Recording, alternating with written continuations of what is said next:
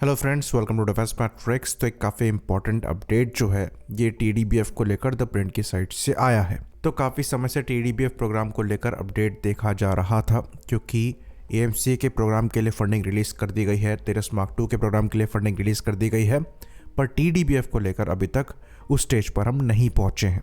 और क्योंकि navy expect कर रही है कि ये प्लेटफॉर्म एएमसीए से पहले नेवी इंडक्ट कर लेगी, तब यहाँ पर सवाल उठता है कि प्रेजेंट स्टेटस क्या है, क्योंकि एएमसीए के फंड्स रिलीज होने के बावजूद वहाँ समय लग रहा है। तो द प्रिंट की रिपोर्ट में ये कहा गया है कि इंडियन नेवी ने ओरिजिनली रिक्वायरमेंट रखी थी करीबन 145 ऐसे प्लेटफॉर्म की 3 एयरक्राफ्ट कैरियर के लिए, लेकिन जो डिफेंस प्लानर्स हैं उनका ये कहना है कि इंडियन नेवी को 2 एयरक्राफ्ट कैरियर के हिसाब से ही यहाँ पर रिक्वायरमेंट को सामने रखना चाहिए, जिसके बाद जो रिक्वायरमेंट है वो घटकर 87 हो गई है। पर्सनली यहाँ पर 2 एयरक्राफ्ट कैरियर के हिसाब से रिक्वायरमेंट को रखना हमारे लिए सेंस नहीं बना रहा है। अब ये डिफेंस प्लानर्स के दिमाग में क्या चल रहा है ये समझने वाली बात है, क्योंकि अगर आप विक्रांत के फॉलो ऑन ऑर्डर को अप्रूवल देने वाले हैं, जिसके बारे में हमारे रक्षा मंत्री ने क्लियरली बात कही है, तो आप 3 एयरक्राफ्ट कैरियर वहाँ पर ऑपरेट करेंगे, तो आपकी रिक्वायरमेंट भी उसी के हिसाब से होनी चाहिए। और जब तक टीडीबीएफ सर्विस में इंडक्ट होने लायक होगा, तब तक MiG-29K के रिटायरमेंट का समय भी आ जाएगा। तो रिक्वायरमेंट को क्यों 2 एयरक्राफ्ट पर लिमिट किया जा रहा है ये समझ के परे है।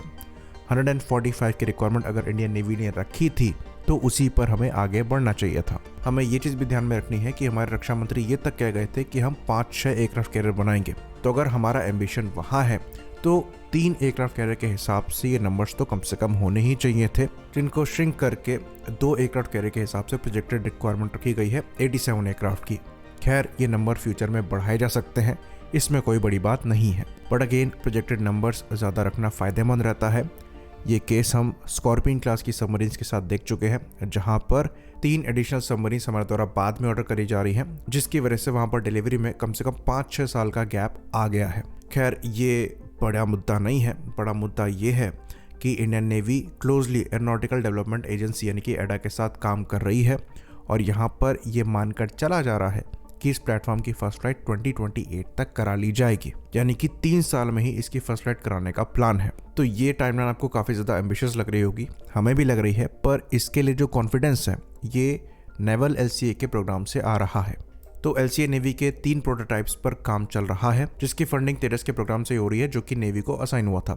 अल्टीमेटली नेवी ने डिसाइड किया कि वो इस नेवल LCA को नहीं चाहते हैं, पर फिर भी जो फंड्स हैं उनको यहाँ पर LCA नेवी पर इस्तेमाल किया जा रहा है उन टेक्नोलॉजीज को प्रूव करने के लिए जो कि टीडीबीएफ प्रोग्राम में कैरी फॉरवर्ड होंगी। तो इंडियन नेवी की ये फाइंडिंग है कि LCA नेवी के कंपैरिजन में करीबन 14 अपग्रेड यहाँ पर टीडीबीएफ के लिए ज़रूरी होंगे, जिसके अंतर्गत ऑटोमेटिक टेक ऑफ और लैंडिंग जैसी कैपेबिलिटी है, जो कि LCA नेवी में नहीं है। और यहाँ पर भी नेवी और एडा द्वारा काम किया जा रहा है।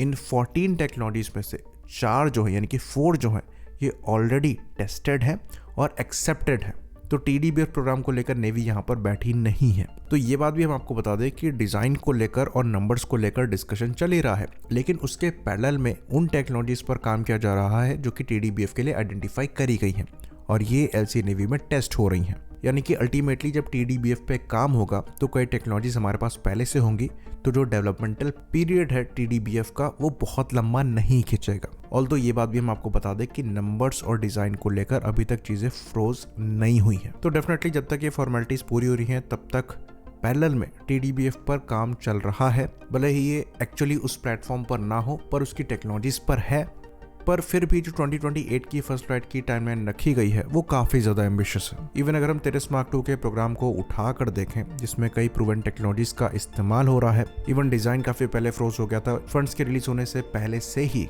कई टेक्नोलॉजीज पर काम चल रहा था, उसके बाद भी जो पहला प्रोटोटाइप है वो अभी तक रोल आउट नहीं हो पाया। तो अगर हम उसको रेफरेंस पॉइंट मानते हैं तो 3 साल में इस एयरक्राफ्ट का रोल आउट होकर फर्स्ट फ्लाइट करना मिरेकल ही मालूम पड़ेगा। अगर हम यहाँ पर सेफ साइड लेकर चल रहे हैं तो 2030 तक ही हमें रोल आउट एक्सपेक्ट करना चाहिए। ऑल्दो ये चीज़ भी हम क्लियर कर दें कि कई टेक्नोलॉजी जो तेरस मार्क 2 के लिए डेवलप करी जा रही हैं और AMCA के लिए डेवलप करी जा रही हैं वो सीधे सीधे टीडीबीएफ के प्रोग्राम में जाएंगी। यानी कि आप ये ज़रूर कह सकते हैं कि इनडायरेक्टली टीडीबीएफ पर काम चल ही रहा है, पर फिर भी हमें यहाँ पर ओवर एम्बिशियस नहीं होना चाहिए। बाकी एक और चीज़ यहाँ से क्लियर हो जाती है कि ये जो रफाल प्लेटफॉर्म लिए जा रहे हैं ये actually as a stop gap ही लिए जा रहे हैं, और नेवी पूरी तरीके से डिटरमाइंड है कि वो अपने नेवल फाइटर प्लेटफॉर्म की रिक्वायरमेंट इंडिजिनस प्लेटफॉर्म से ही पूरी करेंगी, यानी कि नेवी पूरी तरीके से TDBF प्रोग्राम पर बेट कर रही है, जो कि एक काफी अच्छा साइन है। और बाकी एक और चीज जो दूसरी आर्म फोर्सेस सीख सकती है नेवी से, वो ये है कि TDBF पर बेट करने के बावजूद रिक्वायरमेंट को खाली नहीं छोड़ा गया है। रफाल को एज अ स्टॉप गैप यहाँ पर इस्तेमाल किया जा रहा है ताकि जो कैपेबिलिटी है उसमें कॉम्प्रोमाइज ना हो। आई होप इन्फॉर्मेशन यहाँ पर क्लियर रही हो। इसी बात पर इस वीडियो को हम खत्म करेंगे। लाइक करिए, सब्सक्राइब करिए। जय हिंद।